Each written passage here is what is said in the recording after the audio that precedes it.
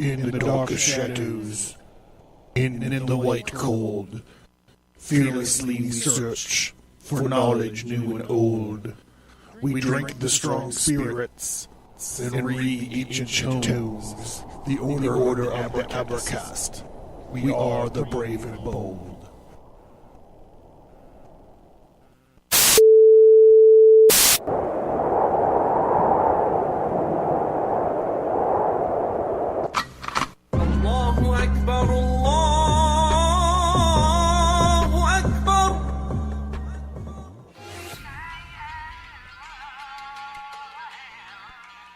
Stigmata Studios presents The Jin Jihad.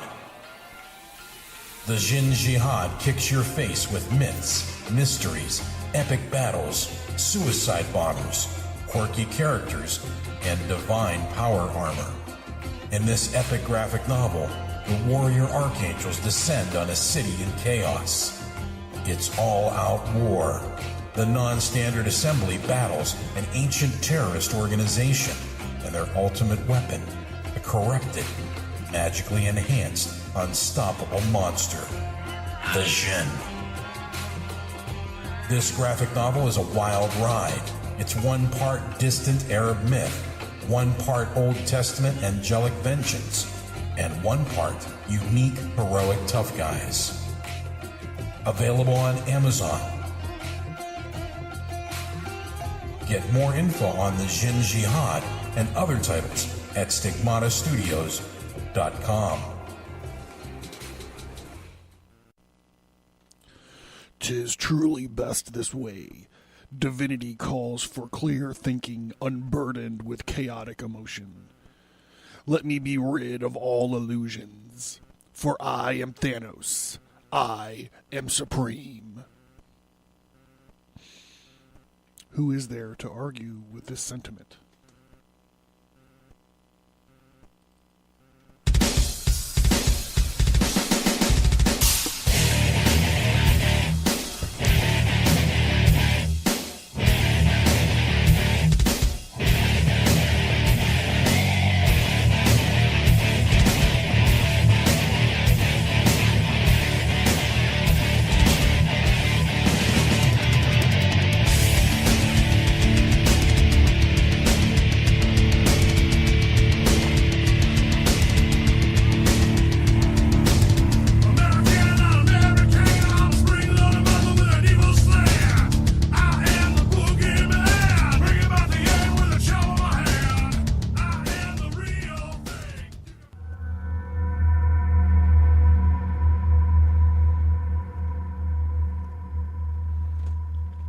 The Abercast.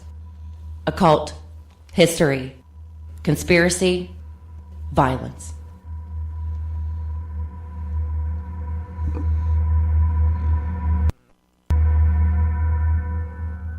All right, welcome to the Abercast. Hey, everybody, we survived moving day. Yes. Switched over hosts. I'm not going to say pretty easy. It was pretty labor intensive. Went ahead and scrubbed the episode catalog. So if you're looking at your RSS feed and you're like, what happened to the episode about, I don't know, whatever, it's not in there, that means it didn't make the cut.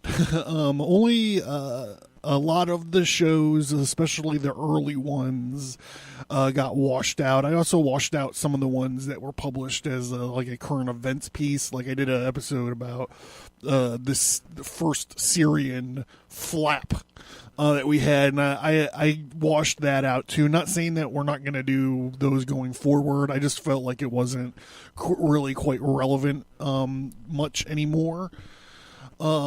So what I did when I was re-editing these shows, well, I mean, if you've heard the podcast before, you know, there's not a whole lot of editing that goes on. So what I did when I edited the shows for Moving Day, I made them more listener friendly. So in the past, if I needed a break from reading or I needed to catch my my breath or slow my blood pressure down, I would play an ad for one of my comic books or something. So what would happen is it's a lot like listening to like a radio show or something, like where I would, you get some content or whatever, and then it would be broken up by advertisements. So really what I did is I just did away with that. I took all the ads and I pushed them to the very front and the very back to make the show more accessible to listeners.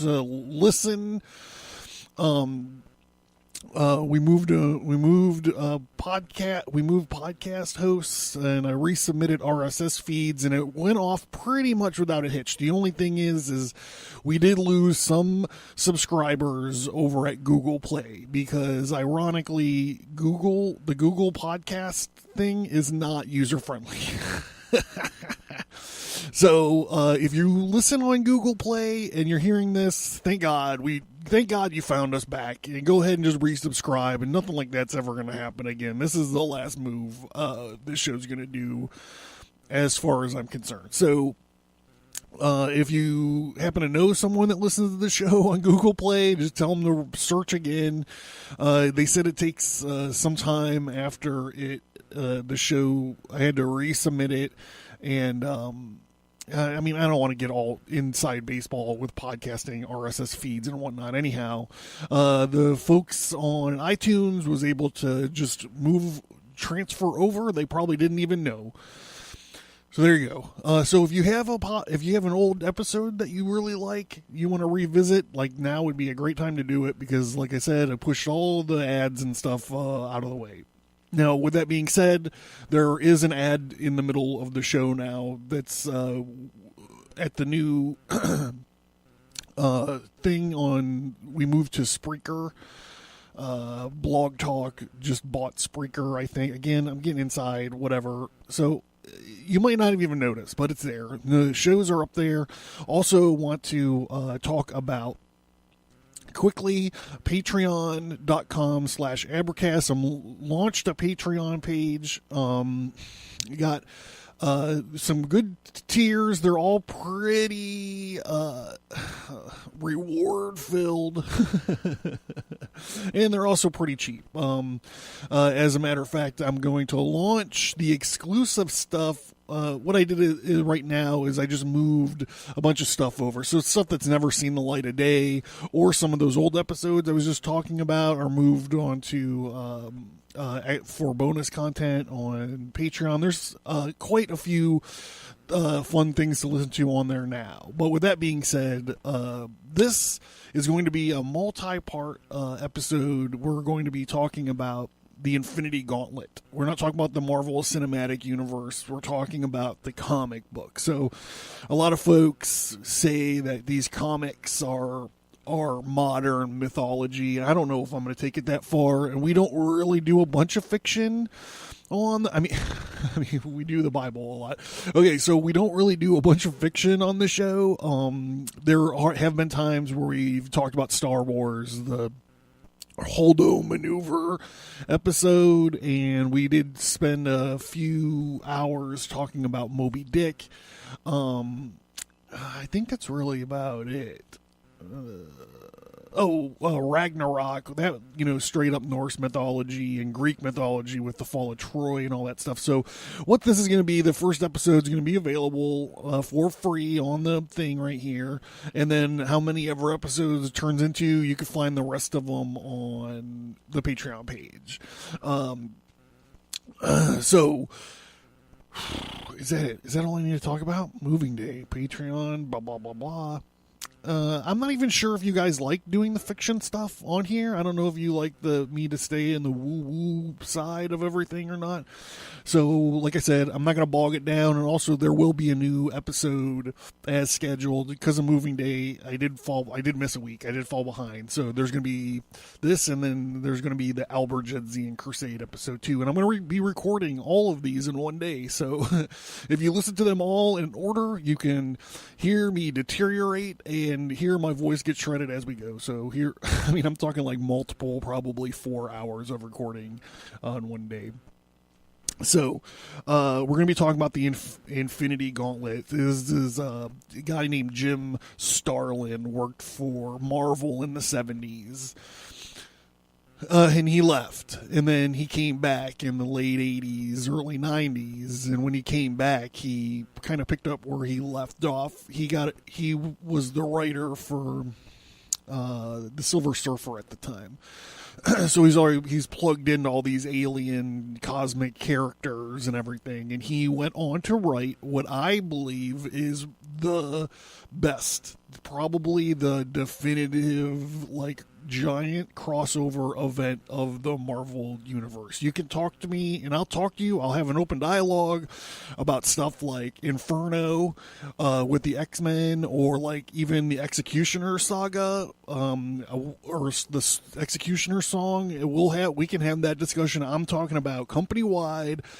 Bam, you can keep your fucking Crisis on Infinite Earths. So you can keep all that shit over there in DC. This is the definitive crossover event. This, to me, is right up there with The Watchmen. It's right up there with The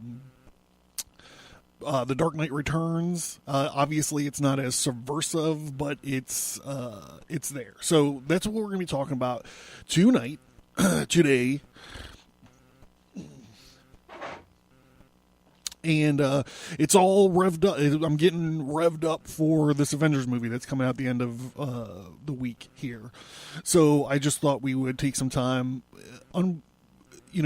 shift gears a little bit and just talk about this great comic book story, an awesome comic book story. Now, you know me, and I like to get context, even with comic book stories, I guess. So there are a few things that we need to talk about before we get going into the story proper here.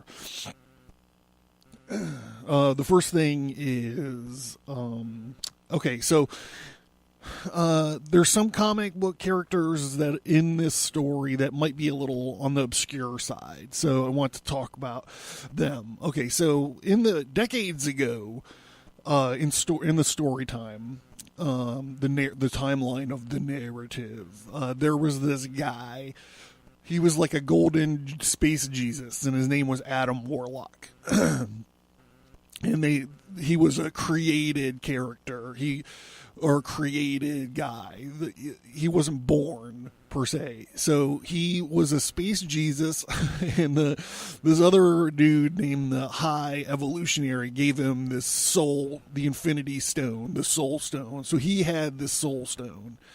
And he and these other good guy characters, an alien named Gamora, green, hot alien named Gamora, and Pip the Troll, who's a member of the slave race that was emancipated, was fighting with Thanos, and Thanos was collecting Infinity Stones, and he was assaulting Earth. And Gamora, Pip, and Adam Warlock fought Thanos. And during the fight, Gamora and Pip got severely injured. So the Evolutionary gave Adam Warlock this stone so he could save the souls of people on this counter-Earth. Like I said, he's a space Jesus. Warlock puts Pip, the troll, and Gamora, the green-skinned hot alien, into the Soul Gem. And there's this like utopian Soul Gem world there. So they were living in there. And then this weird thing happens where like another version of Adam Warlock shows up and then puts his soul in the Soul Gem, and he winds up escaping long enough to defeat Thanos. He defeats Thanos, and Thanos dies. And then Adam Warlock seemingly dies. But his soul goes back into the Soul Stone, where he's like living in this utopia. So that's kind of like the preamble to everything that happens next. So right before the Infinity Gauntlet books come out in 91, Starlin writes a two-part story called Thanos Quest, and what happens is, so the Marvel Universe has these cosmic godlike characters, and a lot of them have to do with abstract concepts. Like you have Lord Order and Master Chaos, and you have these twin sisters that represent love and hate, and you have the Stranger, and you have Galactus is one of these. He keeps the balance, the Devourer of Worlds. And one of these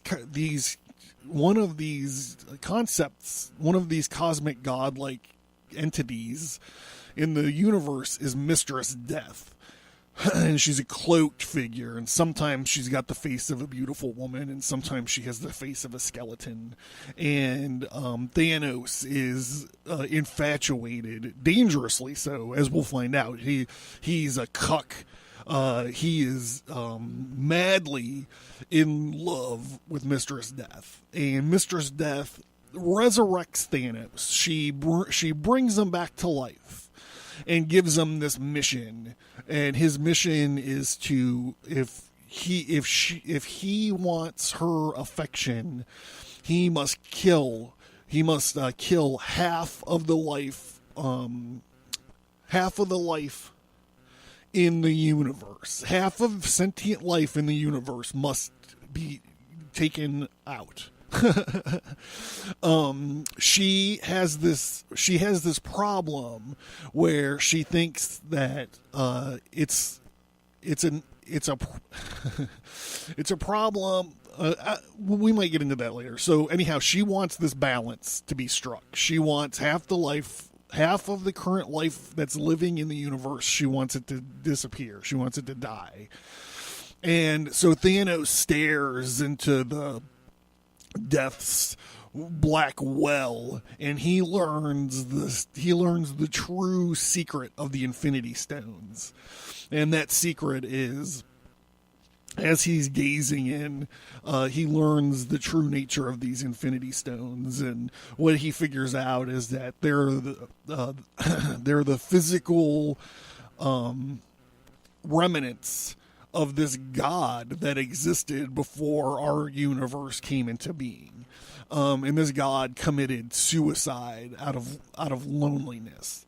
So we're already kind of like having like this echo, like this problem of like love not being answered or whatever. It happened to this lonely space god before our universe was there, and he committed suicide out of loneliness, and whatever happened of his physical body or his parts of his mind or soul or whatever became these Infinity Stones or Infinity Gems. And Thanos realizes that killing half the life in the universe, he doesn't have a problem with it at all. The only problem is that it's going to take him multiple lifetimes to do.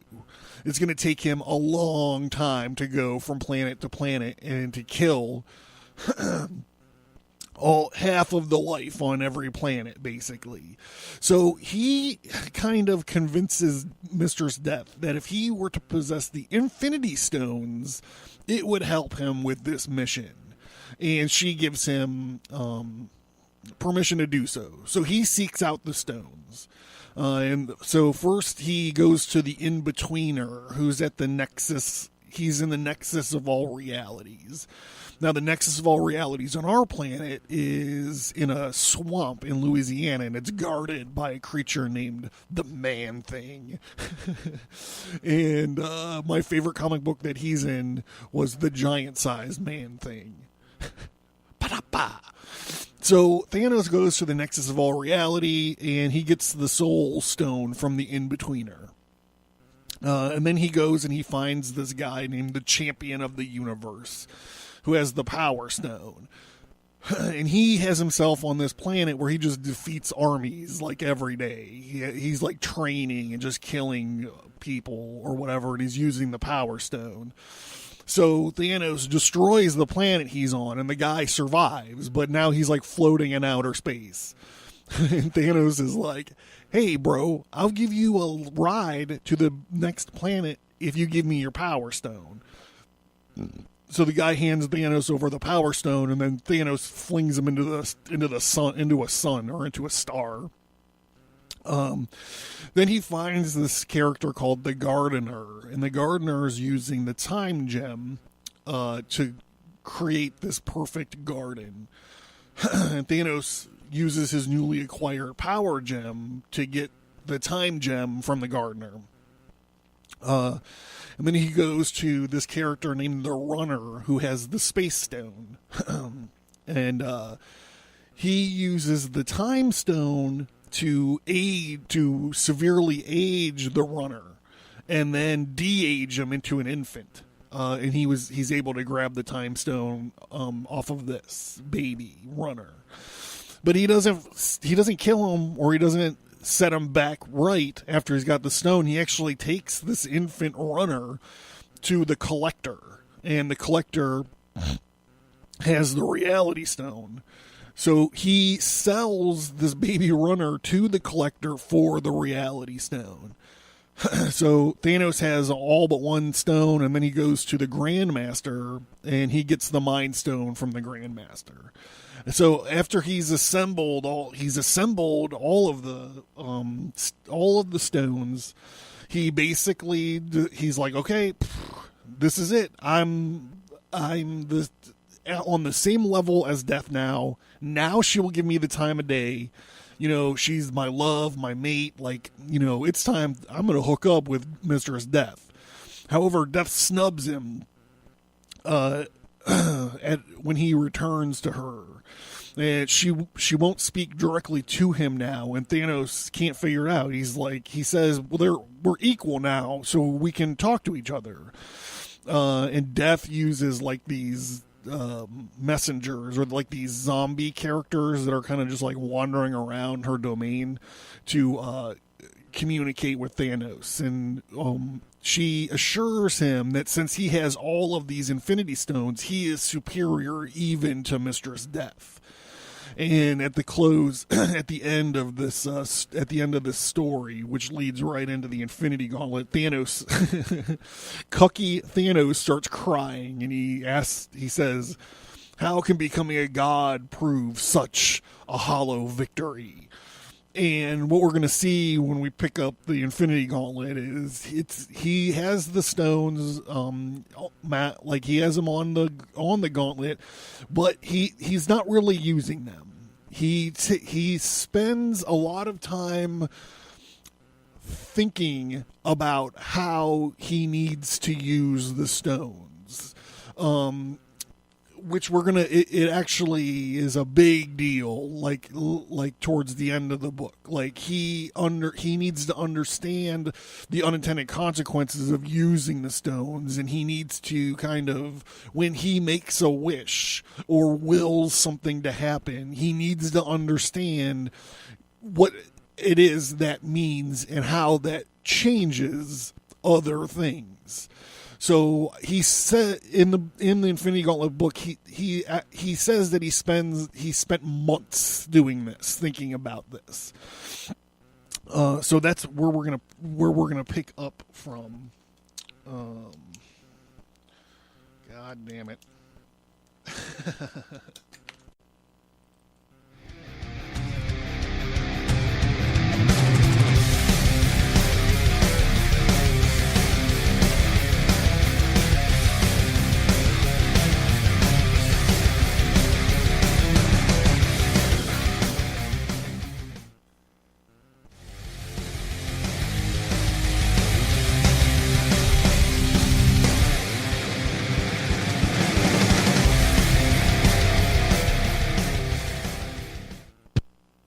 I don't know if you guys noticed, but I really noticed when I was editing my old shows that somewhere along the way I picked up a pulse in my recording, and I never really even registered it, until I started like having to listen to like these 80 episodes.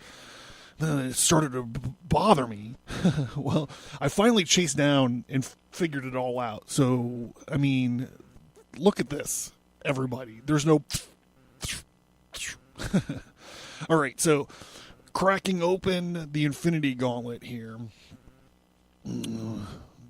July 1991. There can be no denying it. You are supreme. Anything you wish to be, you are. Anything you wish is. Nothing in this universe dare challenge that claim. There be only one word to describe you. God. So Thanos is on this planet with Mephisto. And Mephisto is this cat. Well, okay, I understand you guys can't see these pictures, so I shouldn't say he's a cat. He's a devil guy. He's the Marvel Universe version of the devil. And Thanos has rearranged the matter on this planet to spell out God, capital G, in these giant stones across the horizon. And Mephisto and Thanos are looking at it. And Mephisto says, "Within your grasp rests the infinite. My humble personage bows before your grandeur. I am proud to be your first acolyte and bask in the glory of your divine presence. How may I serve you, great Thanos?" And Thanos says, "By falling silent, Mephisto."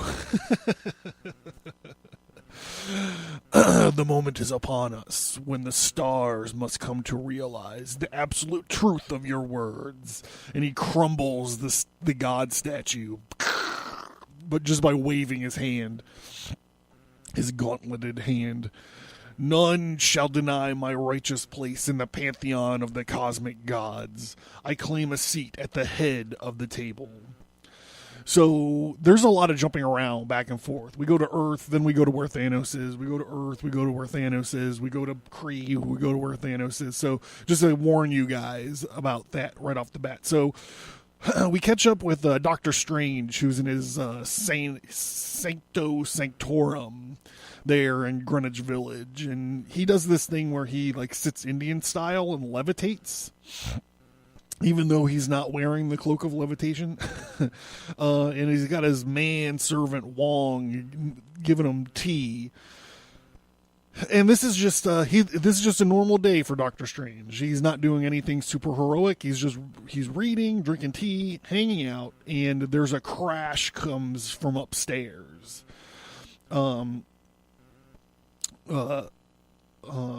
Strange says to Wong, who's upstairs? And Wong's like, "No one, everyone's out shopping." And Doctor Strange says, "That means we have an intruder," and he zips upstairs to confront whatever is going on. And he goes in, and through that sweet ass window, in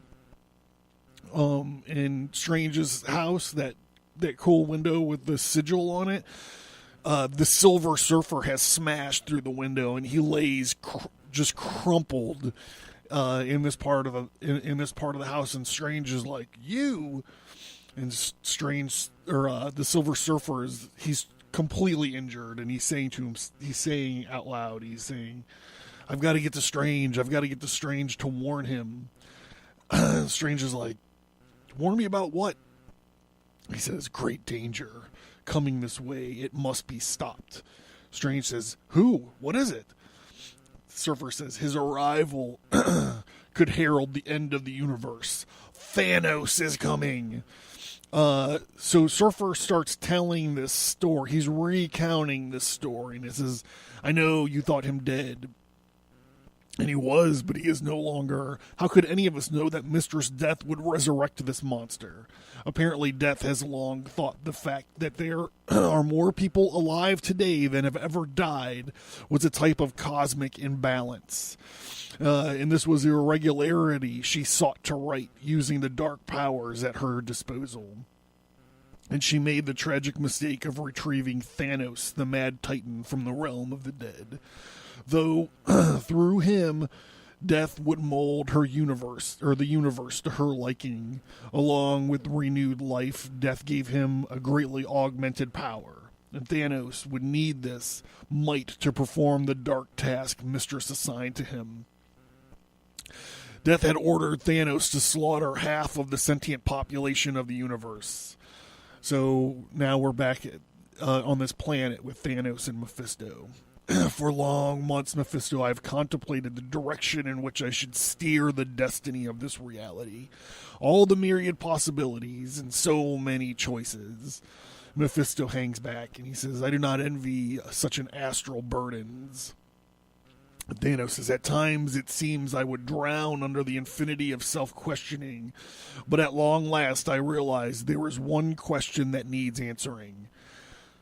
I am now omnipotent. What should I do with such almighty power? And the answer to that is quite simple. Anything I want. And Thanos destroys the planetoid that they're on. And now they're floating in space, and like the fragments of the planet are all around him and Mephisto's freaking out. Thanos says, I am incapable of error. Any result that displeases me I can simply reverse. There is nothing I need worry on, for I am Thanos, and Thanos is supreme. And Mephisto says, most definitely.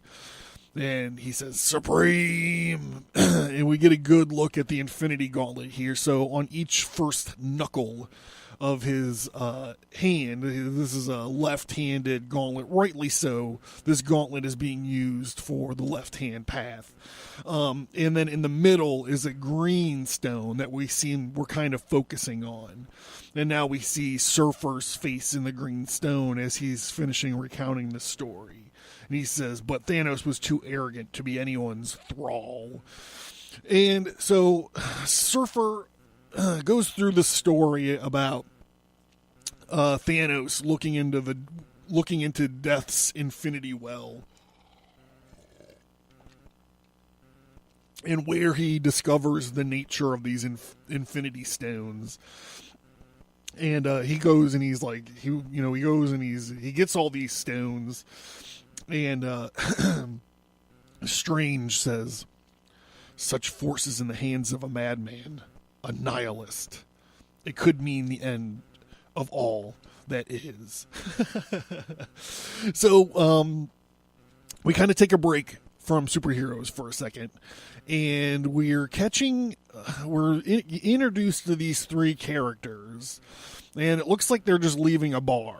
There are three people that's leaving a bar. They're called the Grade A Losers. So there's a guy named Jake Miller who's kind of got a mullet and he's driving. There's a tub of lard known as Ralph Bunker. And with them is a blonde bimbo who went by the name of Bambi Long. Can you believe it? So they get into the car. And they're driving off. Like I said, I think they just came out of a bar. So I think Jake here is doing a little bit of drunk driving. And they crash. They actually crash through this fence and off a cliff. They accidentally drive a car off the cliff. And nobody survived, we're told. So we're back at the Sanctum Sanctorum, and Silver Surfer's continuing his story. He's continuing this story of why he knows what he knows, and he says, not realizing the extent of Thanos' new might, a being called Destroyer and I foolishly confronted the Titan. And it almost proved to be a fatal miscalculation on our part. And what we see is this Destroyer that he's talking about is Drax the Destroyer. We were but helpless puppets within his grasp, and he toyed with us, laughing all the time. My much lauded cosmic might was nothing compared to the power Thanos brandished. Then, When he was finally tired of us, the Mad Titan used the power of the Soul Gem to steal our spiritual essence. Now, going back to the first part of the show, remember the Soul Gem is where Gamora, Pip, and Adam Warlock live. They live inside in this soul world, this utopian soul world inside the gem. When we awoke from the ordeal, the Destroyer and I found ourselves within a metaphysical world of the Soul Gem. It was the most bizarre place I have ever encountered. It was there I met a strange and enigmatic man called Adam Warlock, apparently the spiritual leader of the soul world. Encountering him was an experience I'll long remember. So he goes on to recount that Adam Warlock cast a spell or something. He used his power to eject Drax and Silver Surfer from this soul world. And this is where Silver Surfer raced to Earth to let Doctor Strange know what's coming. And he says, I pray my warning has not come too late. And Doctor Strange is like, so do I. Back with Thanos and Mephisto, they have gone to Death's lair. Mephisto says, I stand in awe of Thanos' might and his ability to wield it as if he's always been part of him. In the twinkling of an eye, the Titan whisks us off to the Hall of Death, a realm even I have never dared trespass in. And in a blinding flash and epiphany, I realize the most disturbing truth, that even ultimate power does not make you the master of all you survey. So Thanos is talking to Death, and he's like, Mistress Death, my love, I have returned. And she spurns him. She's not talking to him. She's turning her back on him. And he's getting agitated. Mephisto says, my lord, my sympathies, you are not deserving of such a brusque treatment. And Thanos is like, no, I am not. So we're back on Earth. We're back to this car wreck at the bottom of this ravine, and these dead people get up. They get up, and they're all covered in blood, and they're looking around, and for better or worse, this body is already dead. It's been charbroiled, the tub of lard, Ralph Bunker says. It's a mess. So they go, these dead people go and they check into a motel, or they sneak in, or they go into a motel or whatever. And the Bambi Long, the blonde bimbo, notices that her skin is turning green. So we're back in the Hall of Death. So much power in the possession of one who has barely reached the status of a godling. The very thought boggles the mind. Thanos could destroy even me with a thought, yet his basic soul remains on the edge of mortality. He is capable of managing the forces now under his command, or will his fragile heart be his undoing?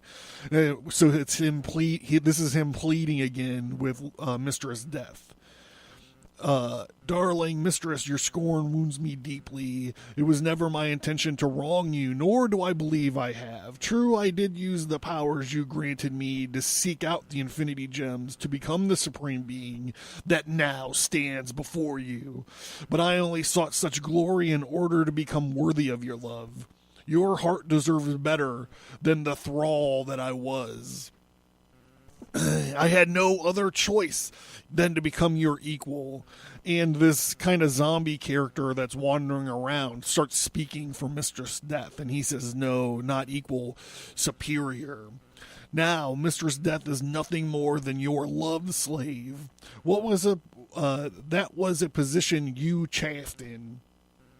And she is the keeper of my heart, Thanos says. And he says, how can she find such status any less stifling over love? Your love is bondage. And Thanos argues back, my love is worship. And this zombie character is like, the mistress of the Hall of Death has no need for sycophants. Thanos is freaking out, and he's like, you're wrong. Death should be revered. Shrines should be built to her. And then he gets this idea, and he said, yes, shrines. So with the power of the Infinity Stones, the Infinity Gauntlet, this zombie character, Mistress Death, Mephisto, and Thanos are now in deep space, floating on this giant stone shrine of death. These giant monumental sculptures of death with her skeleton form on one side and her lady form on the other. And Thanos explains, what merit has beauty, be it not cherished and honored? How could I gaze so deeply into my loved one's soul and not build monuments to her? I be now a deity, yet first I was a man. My adoration for death was the only mortal trait worth bringing with me to this lofty plateau. So fault me not for celebrating this fiery passion and the focus of such deep emotion. Come, sit with me, dearest one, and Thanos conjures golden thrones at the top of the shrine, one for him and one for Mistress Death. In the depths of this eternal night, you and I are queen and king. Our domain be all the universe. From these thrones we shall decide the fate of 1,000,000 solar systems and all that inhabit them. From this vantage point, tomorrow shall be designed. As a token of my heartfelt esteem, Mistress Death, I give thee all that is. And he holds out his hand to her, and she turns back. She turns her back on him, and Cuck Thanos is freaking out. Still, she spurns me? And Mephisto kind of has Thanos' ear, and he says, perhaps it is because she does not yet realize the true stagnant depths of your black soul is capable of achieving. And Thanos says, what do you mean? Mephisto says, Mistress Death is a dark spirit, ebon in her ways. Her mate must be alike bent. Are you up to such a challenge? Thanos says, am I not Thanos? Did I not butcher the woman who gave me birth, who force-fed me into this hell called life? Is not the wake of the passing crimson with the blood of my enemies and allies alike? Death is with me every second of the day. My every moment is spent in either dealing out death or worshiping it. Whew. That's pretty fucking heavy metal. So tell me who better under the stars is better suited than I to be Death's consort. And Mephisto's like, no one. But it is not I you need to prove this to. And Thanos gets a bright idea, and he says, yes, that is what must be done. If proof of my depravity is what is needed, then so be it. And with that, Thanos uses this Infinity Gauntlet to summon the dead, his dead granddaughter, Nebula. And he says, behold, Mistress Death, Thanos' greatest creation. Allow me to introduce to you Nebula, my granddaughter. And it's like, when he conjures her, she's dead. And he keeps her in like this decaying husk of a form. And he summons her just so he can like torture her, and she's just kind of there existing as like this caricature of the Nebula that was.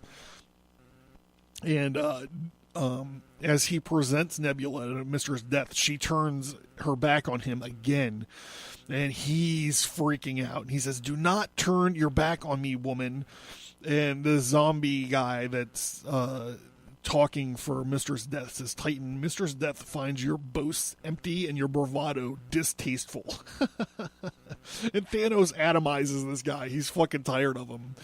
Mistress Death, you will address me directly or not at all. I do not comprehend this attitude of yours, mistress. All I seek is your love and approval. But all I have received for my Herculean efforts is your disdain. What have I done to deserve such rejection? And Mephisto again bends Thanos' ear, and he says, perhaps it's what you haven't done that riles the maiden. And Thanos says, of course. I was so engrossed have I been in revealing my newfound might that I have been remiss in fulfilling the obligations accepted during my past life. My love bade me to extinguish the light of half of the universe's populace. I take it is this task I have yet to complete. How inconsiderate of me. My behavior has been inexcusable. No wonder you have been angry with me. A lover shall always follow through on a vow given. Thanos is he's revving up the gauntlet, and he walks to the edge of the shrine, and he's staring off into the infinity of space. And Mephisto's starting to freak out a little bit. He's like, he's really going to do it. Thanos raises his hand into the air, raises his hand into the infinite space, and snaps his finger. And with that snap, we jump to Earth. We're gonna check out what Spider-Man's up to.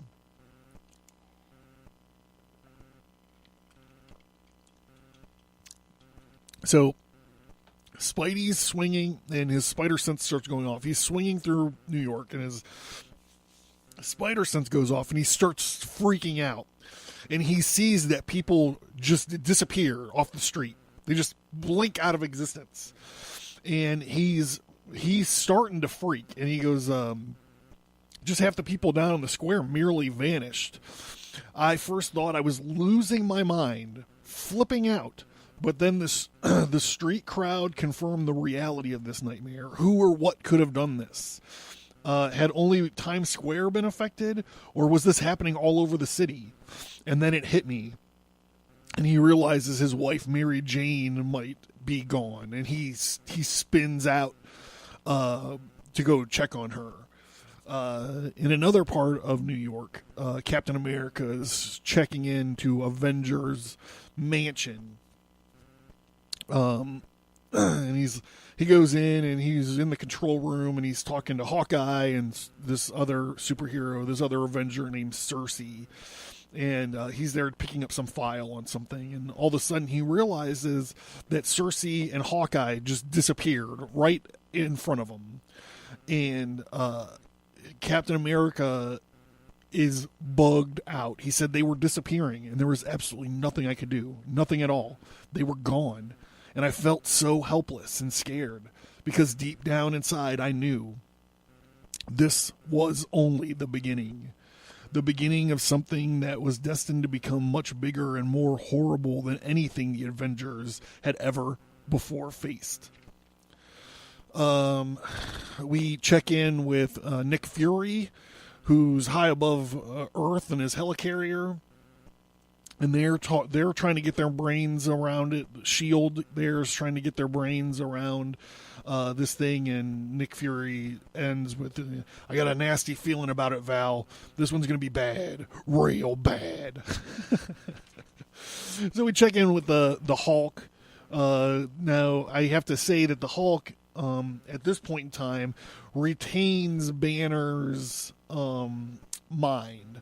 So he's stuck in his Hulk form, but he's intelligent.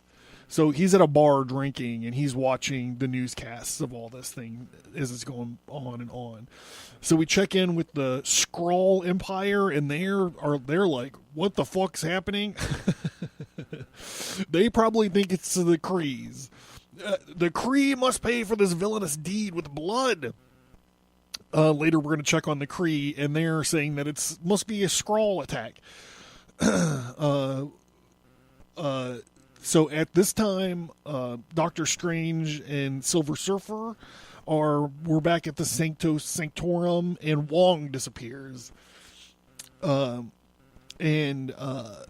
Silver Surfer has this Obi-Wan Kenobi moment where he's like, they're all dying. Billions upon billions of souls are blinking out of existence. Strange is like, what the fuck are you talking about? And he goes, no one knew what struck them. Horrible. I could taste their dread and confusion, and they are all part of death now, which is too much to bear. It's too much. And Surfer collapses in Doctor Strange's arms, in like this, like, he's a mess. What's going on with him is just crazy. So we check in with on Titan, which is Thanos' home planet. And oddly enough, Drax is watching Alf, which I think is funny. So Drax is there, Mentor, which is Thanos' dad, is there. Star Fox, or this guy named Eros, is there. He has the ability to change people's emotions, and Firelord is there. Firelord, he, like Nor and Rad, are one-time heralds of Galactus. So they're on Titan and they're talking when the disappearance happens, and Mentor gets blinked out. Thanos' dad gets blinked out, and everyone starts freaking out, and they realize Drax says, what Firehead do to old man? And then the Fire Lord says, this is not my doing, Emerald One. And Eros says, yes, stay thy hand, Destroyer. And they figure out, they're like, this is the doing of Thanos. It's the doing of Thanos. So we cut to the Tubalard bunker, Bambi Long, and Jake is in a bedroom, and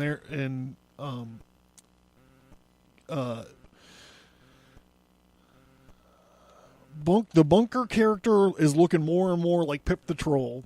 Bambi Long is now green with black hair, and she blinks out. She's one of the disappeared. So this bunker guy runs in, and instead of finding Jake Miller, he finds a cocoon. Now, this cocoon is kind of like a trademark of Adam Warlock. So, not to get too far ahead of this, but I think it's pretty obvious that these characters are the characters that were residing in the utopian soul world, and Adam used his spell or his powers to eject them from the soul world and into these dead bodies. And Adam's got a cocoon. He's going to be he's going to be reformed.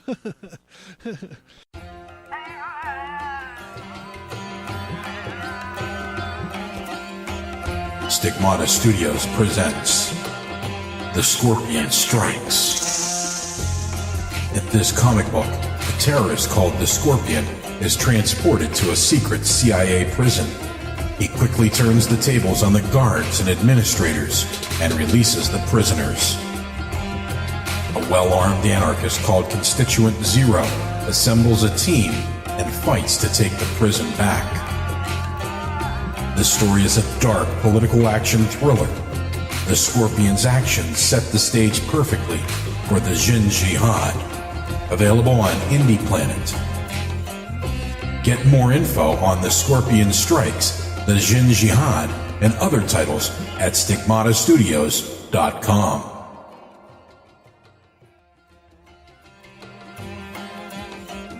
Stigmata Studios presents The Test of the Scorpion.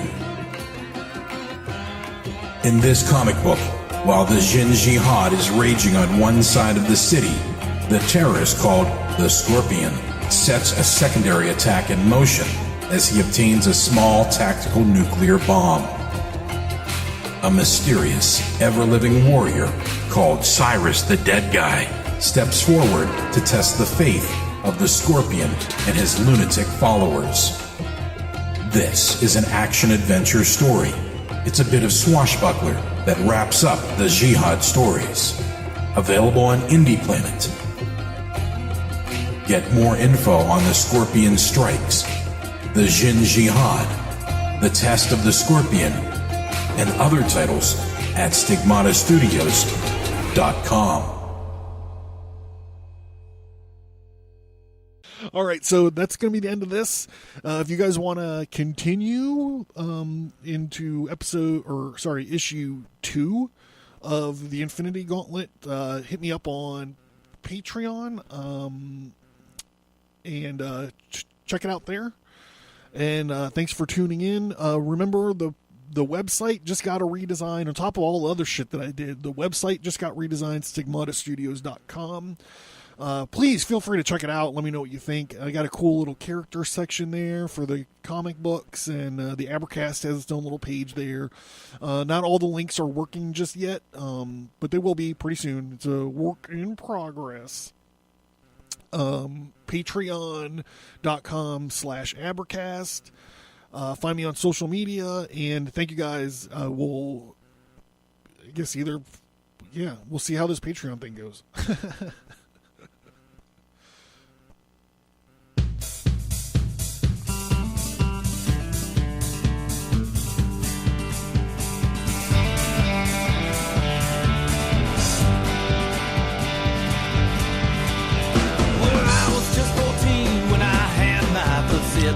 In my darling whiskey, she tightened up her grip, and she made me sick that night.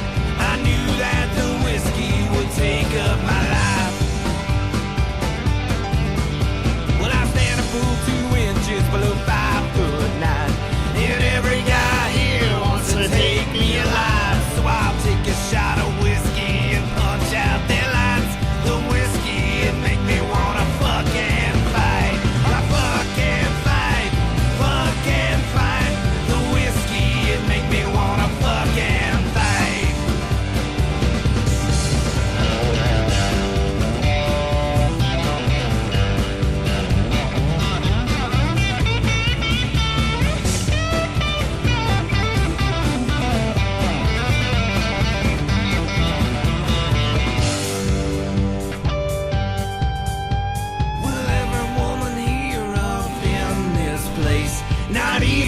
crack of dawn is safe, so I'll take a shot